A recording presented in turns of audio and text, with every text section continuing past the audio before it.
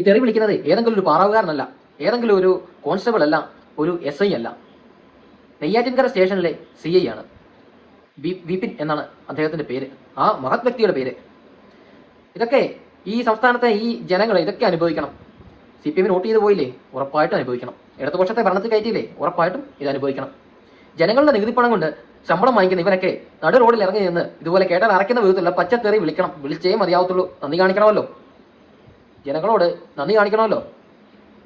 SFIക്കാര് അധ്യാപകനെ തല്ലാൻ ചെല്ലുന്നു, കൊല്ലാൻ ചെല്ലുന്നു, ഭീഷണിപ്പെടുത്തുന്നു.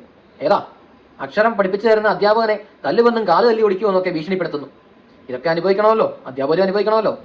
ജയിപ്പിച്ച് പോയില്ലേ, ഭരണത്തിൽ ഇരിക്കുന്ന പാർട്ടിയുടെ ഘടകത്തിലുള്ള ആളുകളാണല്ലോ, അവരെയൊക്കെ കയ്യിൽ തല്ല് വാങ്ങിക്കണമല്ലോ.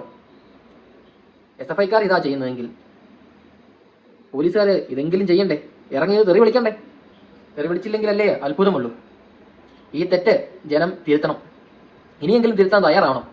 അല്ലെങ്കിൽ പോലീസുകാർ ഒരു കാര്യമില്ലാതെ നിരന്ന് നിന്ന് തല്ലും, നടു റോഡിൽ ഇറങ്ങി നിന്ന് തല്ലുന്ന ഒരു കാലം വിദൂരമല്ല.